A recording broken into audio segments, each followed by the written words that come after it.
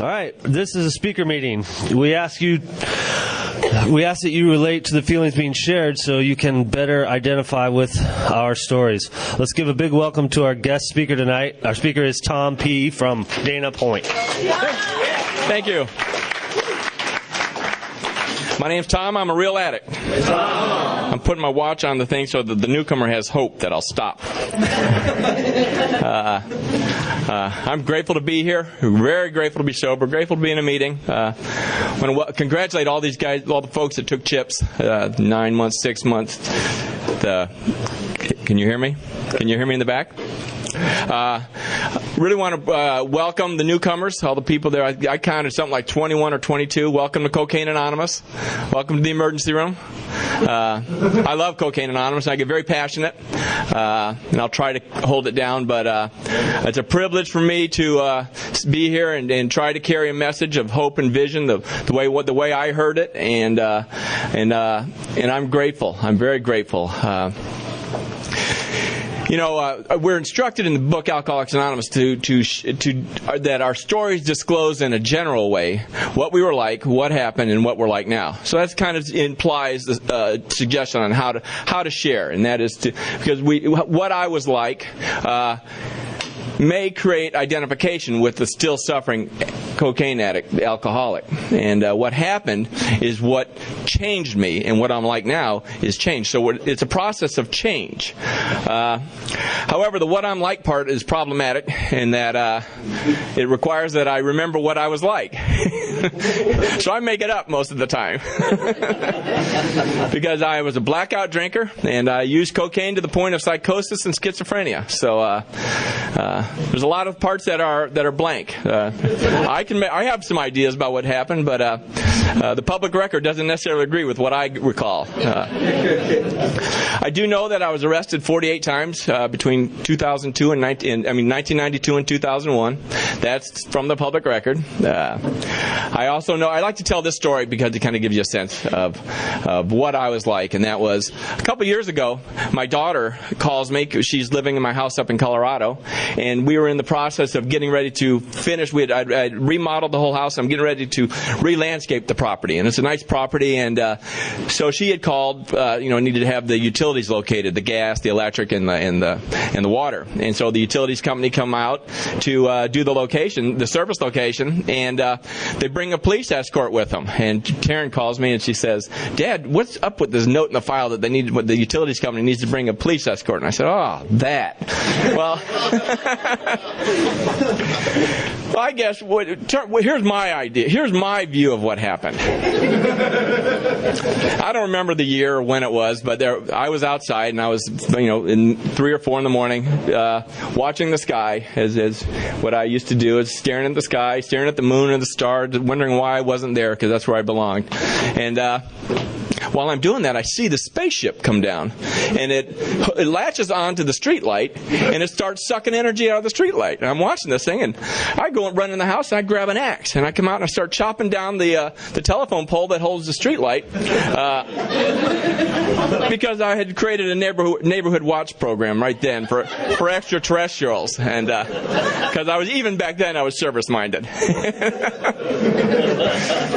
So I'm chopping away, and I just meaning to chop the thing down. I cut the wire. I'm cutting the wire, and it cuts off the electricity in the neighborhood. So the lights go off in all the houses around the neighborhood, and so the utilities come. I'm still chopping away. I'm just doing my work. I'm planning on the next one I'm going to chop down because I know these things can hop around. And you just got to get them all. So I'm chopping away, and this utility truck pulls up, light flashing, and they hop out and asked me what I was up to, and I tried to explain to them the dire nature of the problem, and how if they were smart, they'd do the same. They'd get on some of these other utility poles because there was a serious problem about to take place. Well, I guess the note in the file said something about owner is unpredictable and easily provoked. So my view of what happened differs from the public records. I go back. I'm the oldest of 6 kids. I was born to 2 parents who loved me, and they raised me well. They, of their 6 kids, all of us graduated from college. They scrimped and saved and made sure that we'd get through college. They were both born of blue-collar folks in Chicago, and my dad was an Air Force pilot, and we moved around a lot. I went to 5 different grade schools and 3 different high schools. And I want to tell you that the earliest memories I have are of about the time when I was 10, 11, 12. And what I recall from that time frame, when I was 11, it was 1968. And the world was getting pretty crazy, and it was on TV, and we'd get to see this stuff. Martin Luther King gets killed. Robert Kennedy gets killed. We were living in Chicago at the time with my mom's mom, my grandmother, because my father was in Vietnam. And the Democratic Convention, and there's a huge riot, and the city of Chicago goes up in fire. And I'm seeing all this stuff, and I'm just really confused. I'm really scared, and I don't know what to do. And there was another thing that was going on. My dad was flying F-105s, and this was a plane that was ill-suited for the mission that they had it for. The mission involved low-flying bombing missions in North Vietnam, and it was a loud plane designed for heavy payloads. So they were sitting ducks. Half of them were getting shot down. So half of my mom's friends' husbands were either POWs, MIAs, or dead, and we would see regularly Mom, having to deal with this, and it became something I didn't want to deal with. I just wanted to turn my back on it.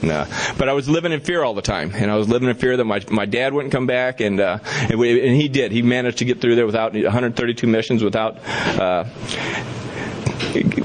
any harm, and I never talked about it for the longest time, but we talk about it now. And that's one of the blessings of this program, is the relationship I have with my father.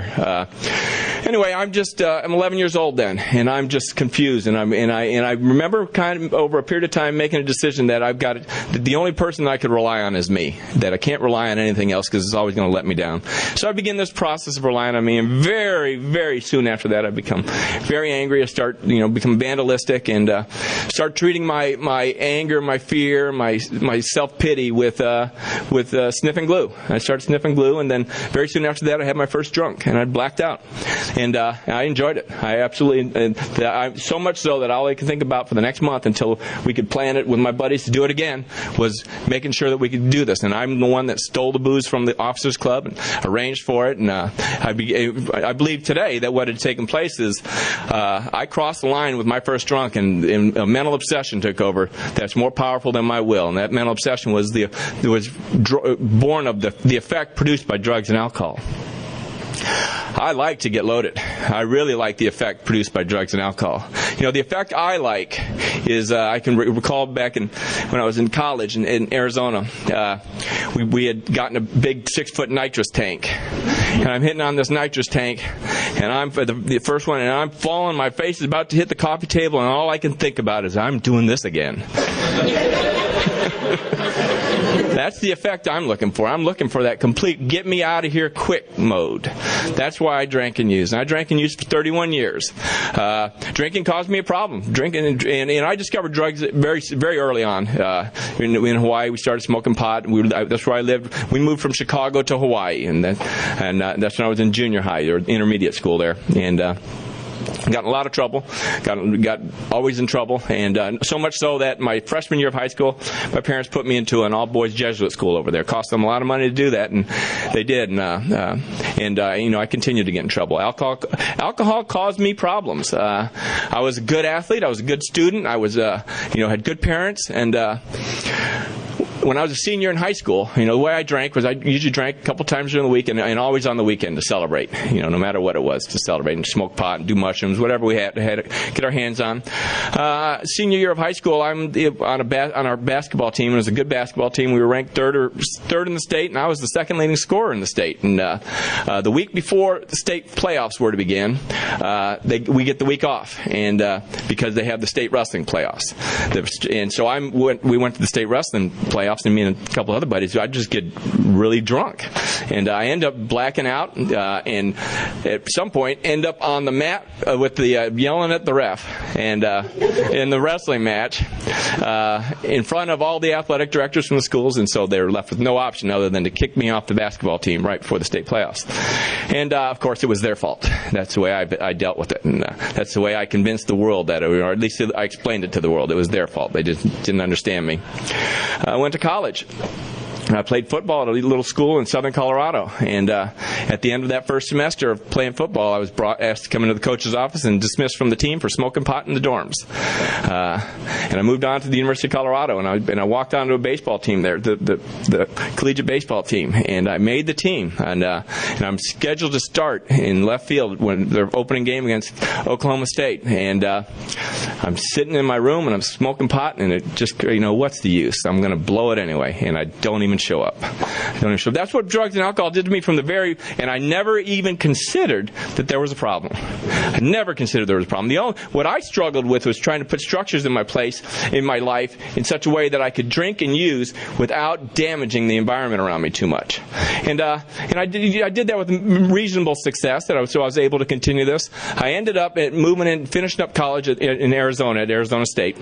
When I got down there, I had been working, and I had gotten laid off in the construction industry, and I had been accustomed to a certain lifestyle because I had been working and making a lot of money that included drugs and alcohol. And it cost money to do that. So when I get down there, I was out of money and living on student loans, and here's how I would spend my week. I would go to school, and 3 times a week I'd get to go give plasma. And I could give plasma. I'd get $12 2 times a week, and a $3 bonus to get 15 on the third. And then I'd go take that money next door to the bar and drink 25-cent beers, and so I could drink a lot of beers, and I was just a hopeless alcoholic even then. I'm peeing in people's sinks, and just passing out under bushes, not making it home, just a complete wreck. And it's amazing that I was able to graduate and get all that done. But one thing I would do is I prided myself on the fact that I could clean up and I could look okay the next day, no matter how bad I felt, and since I could do that, I probably wasn't one of the things I had read about and heard about, although I didn't know too much about alcoholism and drug addiction at that point. Anyway, I make it through college, and I get married, and we moved down to Tucson, have a kid, and with a Big 8 accounting firm, I become a CPA. I moved back to Colorado, and all the time I'm managing to keep a lid on things. Just once in a while, although it's become very apparent to my wife that I've got a big problem with alcohol, and so much so that in the third year of our marriage, 85 or 86, something like that, she suggests I go to some AA meetings. She'll go to an Al-Anon meeting, and we do this for 3 weeks, and she doesn't necessarily like the Al-Anon meetings, and I don't really like the AA meetings, and I finally say to Robin, they're talking about selfishness is the problem. I've been going to this thing, and I buy everybody drinks. And she goes, yeah, you do. And I said, I think that AA thing is for people who don't like to share their booze. And I said, also, they got this thing they call a big book. And I've looked at it. It's only got 164 pages. The writing is really big. I think it's for people who don't like to share and can't read very well. And so I didn't go back. I didn't consider that be a solution. I didn't even consider that would be a solution for me. I just kind of discounted it as kindergarten. And I went on through life, made my ex-wife very, very sick. We had a couple kids, and in the process, she got very, very ill and suffered some emotional turmoil and what have you. Had to end up having to be hospitalized, and she divorces me in 1992. In 1992, I get 5 DUIs, and in this process, going through this divorce, I managed to keep these things all secret. They're all in different counties. I got different attorneys working on them, and I could always point. So look how sick she is. She's sick. She can't have these kids. We're fighting over custody of the children. And I'm a manipulator. I'm a con. I do all this stuff. I've been trained very well in it. I've been moved around. I've learned how to fit myself in everywhere I go. And I get awarded primary physical custody of those kids. And it almost kills my ex-wife. Almost kills her. Fortunately, God takes care of things, and 2 months after I got awarded, I had to call Robin and say, we need to maybe change this arrangement because I'm not going to be around for 6 months, because I had gotten sentenced on one of the charges, and I was going away to jail. So I went away to jail, and in that time, what I managed to do then is when I'm in jail, I don't drink and I don't use drugs. I'm pretty good when I got a coach telling me what to do and I'm on the floor, or I'm in a jail, but get me out on my own where I'm relying on myself and I completely just fall apart. And the only solution I know is drugs and alcohol, So I'm going through this and get out of there, and I'm just drinking like I'm trying to put out a wildfire. And when I don't have the kids, I'm just a bat case. And I rediscovered cocaine. I'd been using a lot of cocaine in college. In fact, in college, cocaine caused me a bit of a problem because I had came up with a bright idea that I would take my student loan, buy some coke, turn it over a couple times, pay my tuition, and then have all this free coke. Well, didn't make it past phase one, and so here I am, used up all the coke and got no money for tuition, and I ended up, I got on a bike and put a mask on and had a hairbrush, and went to a convenience store, and my plan was to rob it. So I'm riding around on my bike a couple times, and I just thought, oh, this is a shitty idea. And I didn't do that. And I ended up having to do is I ended up taking classes for people for money, and I got in order to pay my tuition. So we're divorced, and I'm becoming very successful in business and real estate development and general contracting. So much so that it starts to be that I don't really have to care about what anybody else says and what anybody else does. And I would take naps and rest stops between places where I was driving, and I wouldn't come home. I began about 1996. I'm up 5-6 days in a row just using coke and drinking and sleeping 3 days. And about 1997, my brother and I have a blow up, and we part ways, and I quit working. I quit working so I could devote full time to drug addiction and alcoholism. In this time frame, I'm using a lot. I'm using, third to half an ounce of Coke a day, and drinking a fifth of vodka and 2 or 3 bottles of wine, and a 6-pack or 2 of Heineken, and this is just my life, and this is what I do. This is what becomes normal.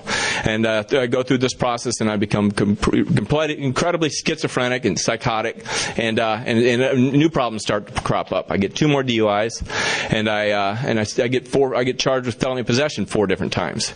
So this stuff's starting to become inconvenient. And so I go for the first time to a treatment center because I needed to get some room. I've heard this called wreckage management. I needed to get some space between my problems and me so that I could take care of it. And while I'm there, I'm not there intending to get sober. I have no interest in getting sober. But while I'm there, they bring the kids in, and they've trained them. They've been down there, and the people in my life very much would have liked to see me get sober. While my drinking and using wasn't a problem for me, it was a big problem for them, and it was a big problem for the police, and it was a big problem for the community, but it wasn't a problem for me. It wouldn't become a problem for me until later. So they bring the kids in, and they see my 2 daughters, and they're 8 and 14 at the time, and they write poetry about wanting me back in their life, and they draw pictures, and they sit down, and I break down in tears because one of the page 18 of our book talks about how no other disease is like this. No other disease generates such fierce resentment and misunderstanding and financial insecurity and sad wives and sad parents and disgusted friends and employers. That's just all it says. And warped lives of blameless children. And that one really gets me because warped lives of blameless children. They didn't do anything, and here they are. Anyway, I make this commitment that I'm not going to do this stuff anymore. I put my will in place, and the same will that had earned me successes and all this stuff, I'm going to put it in place. And I swear on my tears that I'm not going to do this to my children anymore. And I leave the treatment center about 7 days later. This was one of the nice things about this treatment center. They feed you filet mignons and give you some acupuncture and some massage and talk very nicely to the inner child. And that was the extent of it. And I left there 7 days later with no defense against the first drink. I had no defense. And I thought my will was my defense. And I left, and I'm sitting at a bus stop getting ready to go from Tucson to Phoenix, catch a plane up to Colorado Springs. It was in the early part of December. In fact, it was December 3rd when I got out.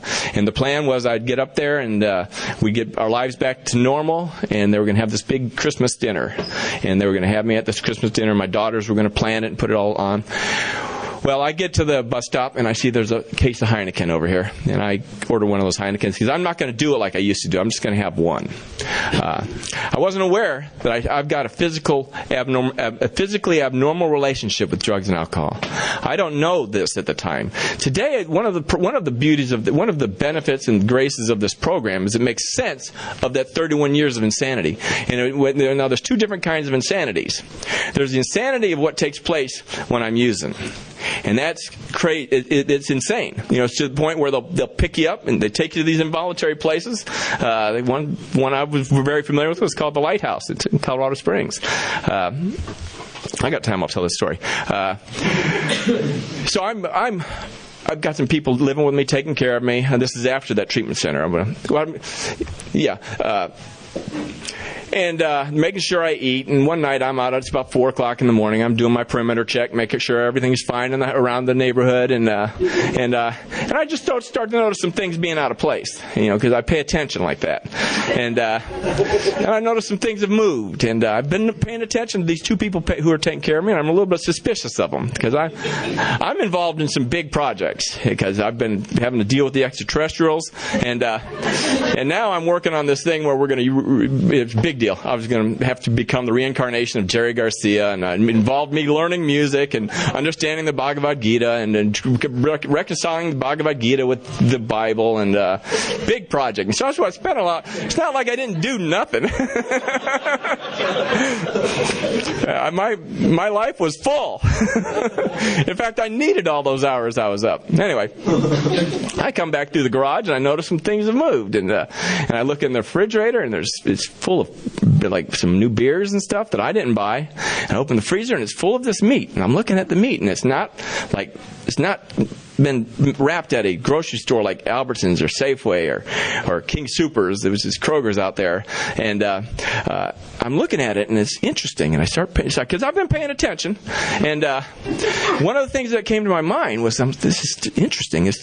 I become aware that what this is a body that's been chopped up and put in the freezer.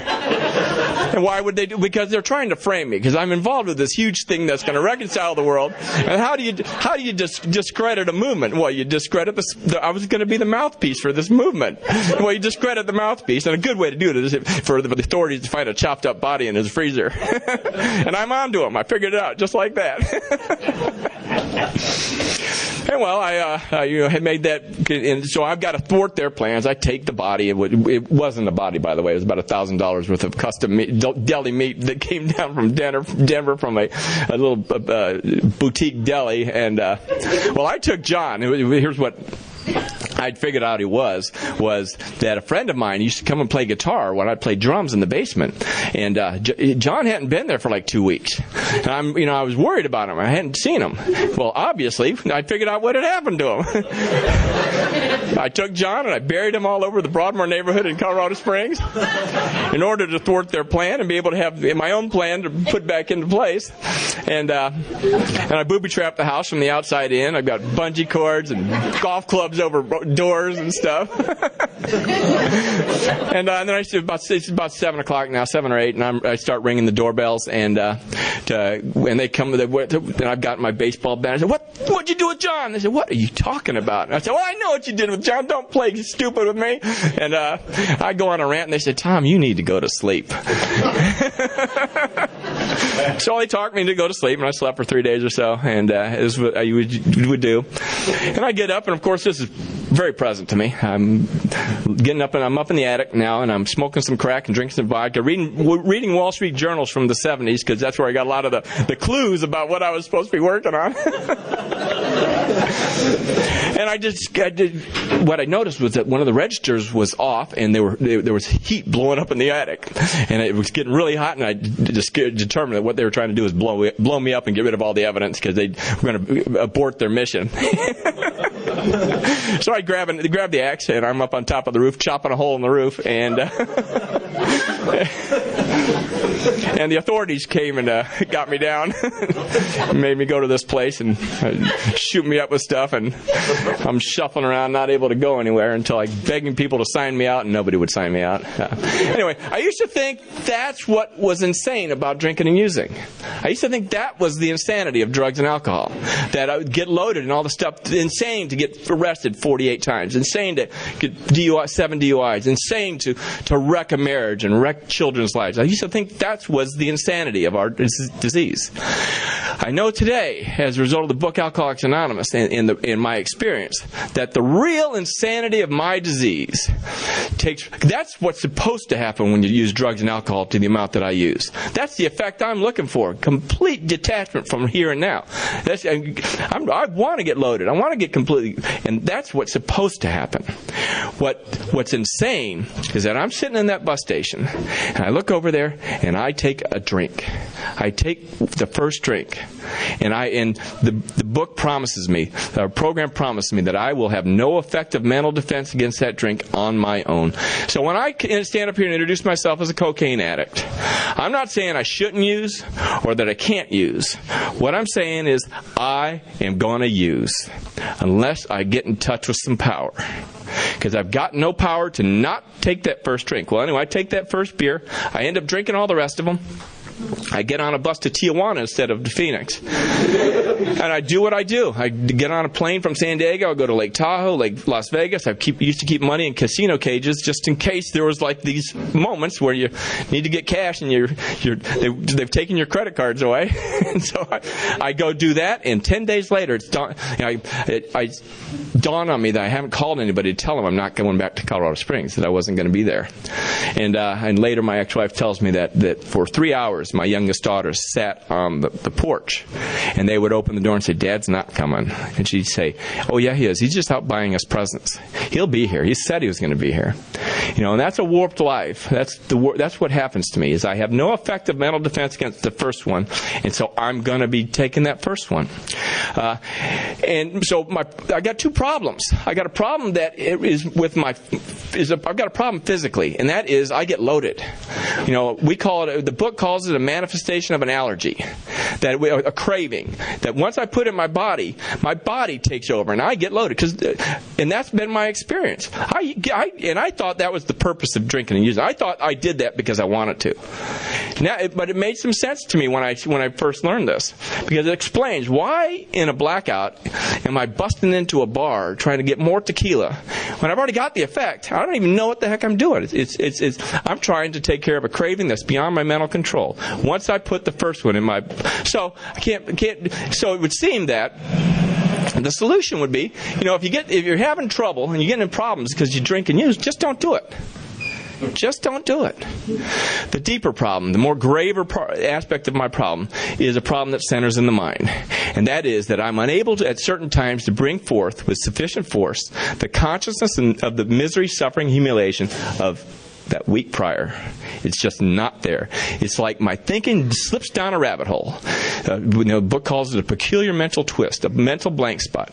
With my relationship with drugs and alcohol, leaves me defenseless on my own will against drugs and alcohol. What I discovered here was that I've got to get in touch with a power that will provide me that defense. I go on. I want to get to where I was. Yeah, that's right. My sobriety date is September 6, 2001. And I had been visited by my ex-wife and my children prior to that, and I saw the look on their face, and they were just horrified. I saw a person like that this weekend. It was a ghost. It was absolutely a ghost, and I was a ghost. I had nothing left. I was completely empty on the inside. Just I'd shoot up 3/4 of a gram of Coke and drink half a fifth of vodka, and I'd get nothing. My mind is still spinning, my gut's still twisting, my back still, all those things that used to get solved when I drink. Nothing's getting solved. It's just getting no effect. And I'd fall on the ground and I'd cry. And this had happened before. It's not like this. And I'd just want to be dead. And I'd make feeble attempts to try to kill myself, hoping the drugs would do it. And I can't do it. And so September 6th, I said, I've got to go. I had kind of taken on that these treatment centers were going to be, I do 30 days a year in a treatment center, and then I could get the old high again. I could get the old effect. It's like that our reading says. And I'd go, eat some good food, and then come, and September 6th, I get up and say, I announce to the world, I'm going to go get sober. And they say, all right, good for you. And I go to sleep, and I get up on September 10th, and I make some phone calls, and I try to get back in the place I'd been going to, and they said, no, you're not welcome here. You're not serious about this. And I said, but I really need to go. And then I ended up scheduling to go to a place in Antigua. I figured a beach cabana, that would be a good place for me to go to. And so I was scheduled to go on September 13th, so I figured I'd just sleep until then. And got up on September 11th, and of course September 11th happened. And at the time I had 5 warrants for my arrest, and I wasn't going anywhere. And I ended up getting pretty crazy. My brother put me on his plane and flew me down to a place in Phoenix. I call it a spin dry, where they gave me a big book and made me go to meetings. But some things happened there. The first day I'm there, we're in a group, and they say, what are you here for? And I'm trying to tell them, well, I'm here for a little vacation. I'm having a little trouble with drugs and alcohol. They just seem to stop work. But I figured out that if I do this, that they'll start working again, and I'll be fine. And just let me run this thing, and don't worry about a thing. And the guy in the counselor, 25 years sober, and says, you're just full of shit. And he moves on to the next person. And she shares about finding her dad dead on her basement floor when she was 13. And something snapped inside of me as she spoke. And it became apparent to me that as she spoke, I became aware that the next time I leave my basement, I'm coming out in a body bag. Because I knew I wouldn't come out again. I knew I wouldn't walk out of there. And that was the best I was going to do. I was going to end up dead on my basement floor, and that was the legacy. In spite of all my dreams and aspirations and goals, what I was going to leave my kids was me coming out in a body bag. And then she describes the next 39 years of her life, and she's in the same room I'm in. And it was horrific for me. I did listen to this, and prostitution, and all the things that she would do, getting raped, getting beat up, all the stuff in order to satisfy that craving that takes place once she puts it a little bit in her body. And while I'm listening to her voice changes. It becomes, I got my eyes closed, tears coming out, and it becomes the voice of my youngest daughter, and she's talking about how she trusted me and had faith in me, and that's what she would talk about her dad, and then she finds him dead. And I was hopeless at that point. I had nothing. I knew the only thing that I was going to do on the self-reliant design for living that I had moved into back when I was age 11 was I was going to end up dead on my basement floor, taken out in a body bag. And at the end of that, after she shared, it was about an hour long, I look up on the wall, and I hadn't noticed, and there's the footprints poem there. The footprints, the 2 sets of footprints poem. And what was interesting about that was my oldest daughter, when she was 12, had saw that and loved it so much we went and got her a throw for her bed that had the footprints poem on it. And I turned to God. I asked God for help. I had no idea what to do, and I turned to God, and I asked God I had no idea what to do. And God sent a member of CA to the treatment center. He probably came every day. But he came and said, you want to go to a meeting? And I went to a meeting. It was a men's stag meeting, a Thursday night in Tempe. And I went to the meeting, and I heard the message of Cocaine Anonymous. I heard that people had felt like I had, and that they had recovered, and that their lives were not like that, and I believed them.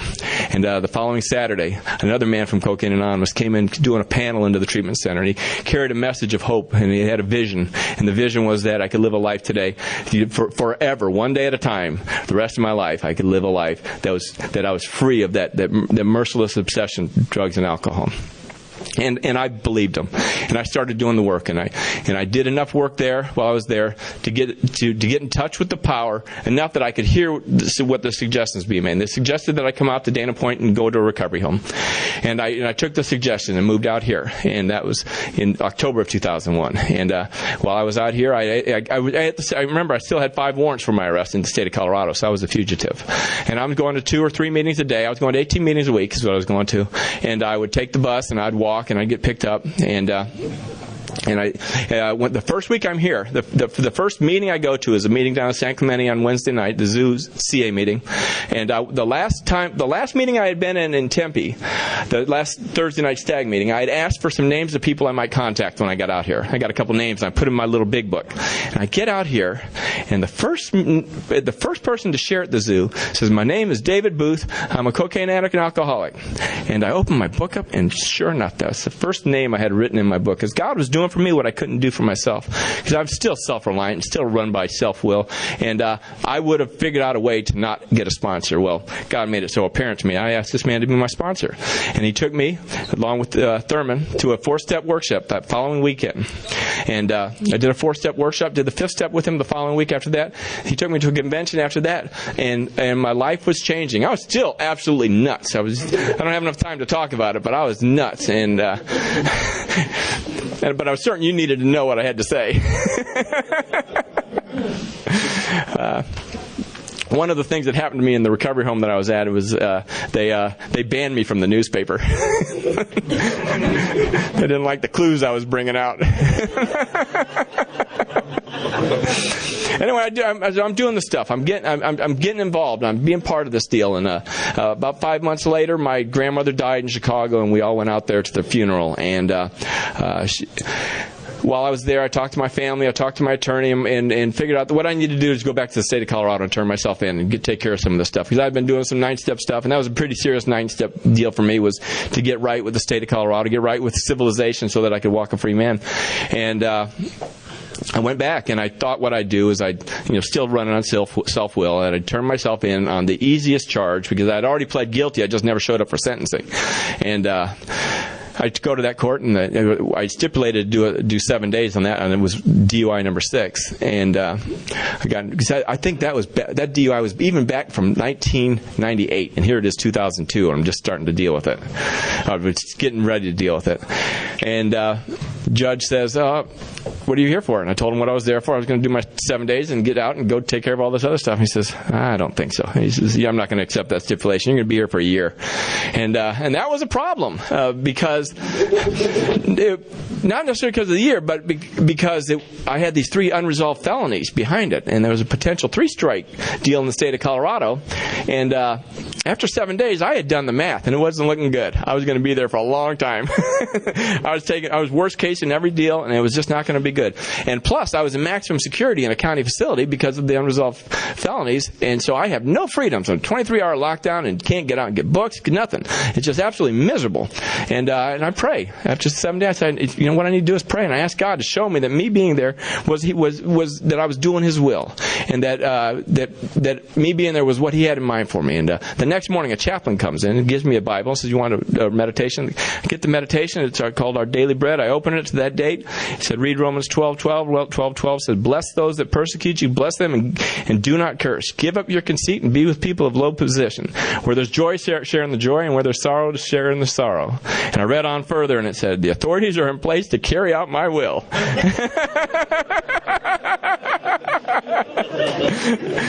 Give respect where respect is due, and give honor where honor is due. And I realized I haven't given respect or honor to anything in my life except for drugs and alcohol.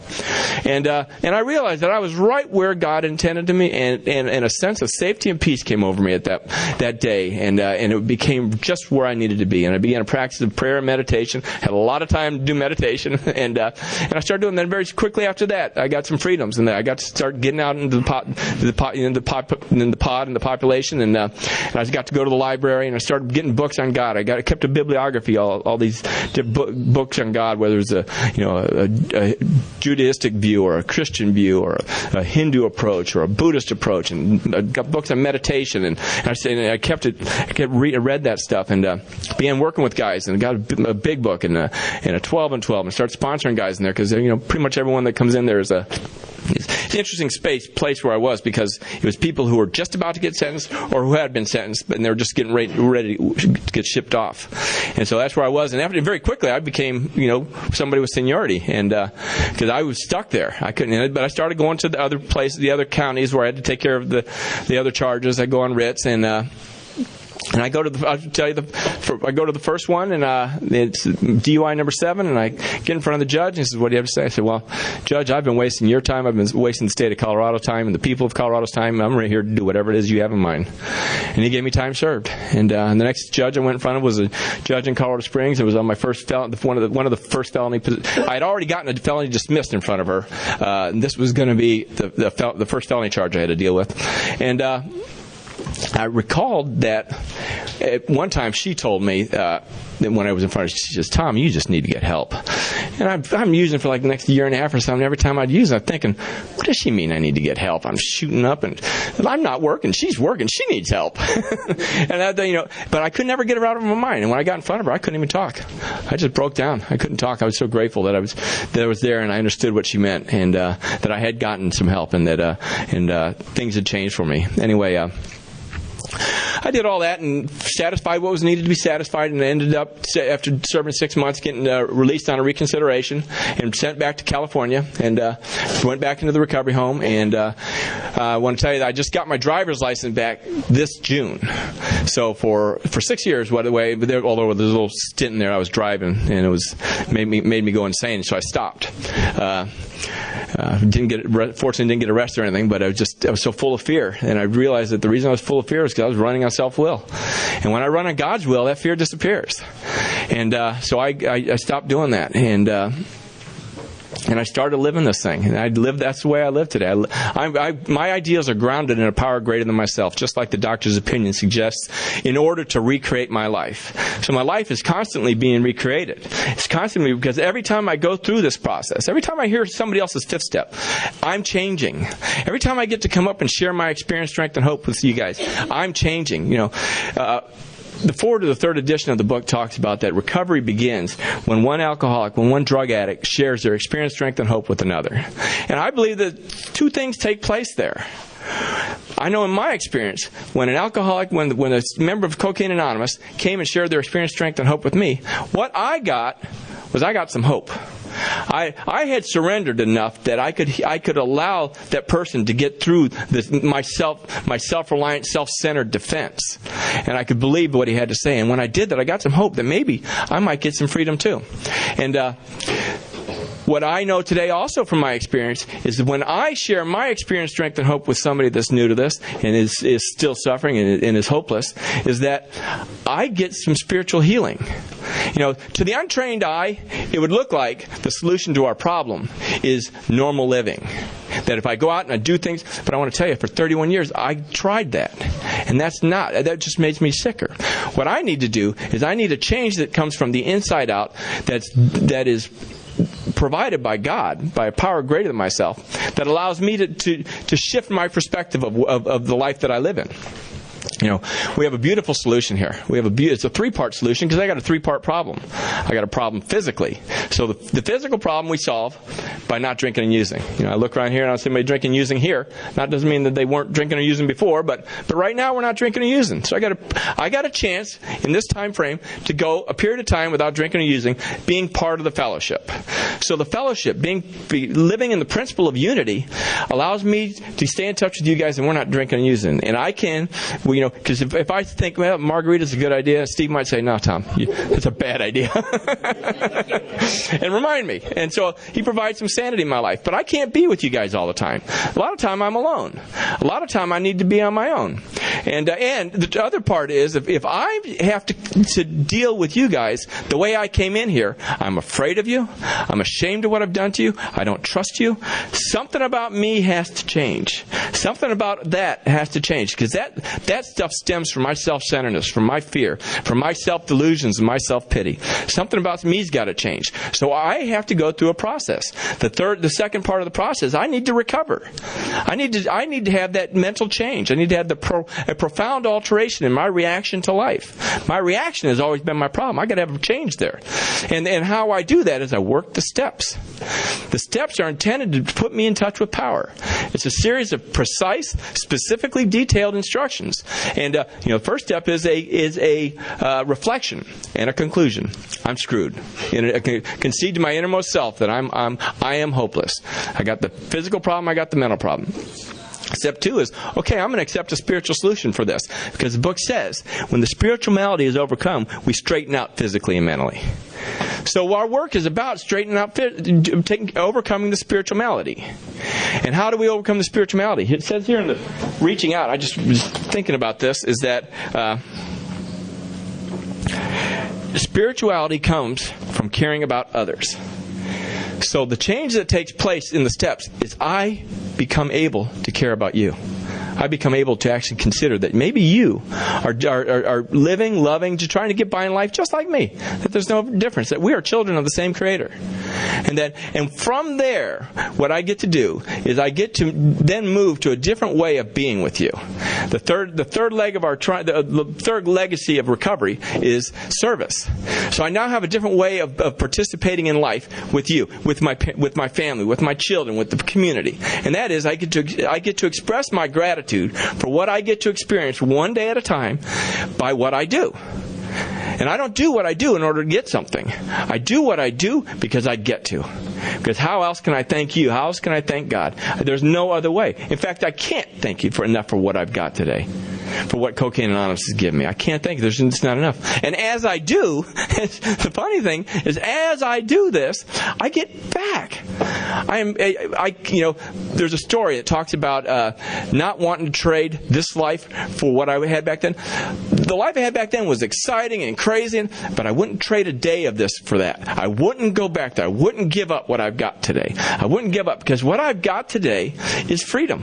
I've got freedom to put myself in accordance with the will of a power greater than myself. And when I do that, instead of feeling like I'm always fighting upstream or running on ice, what if I get some traction?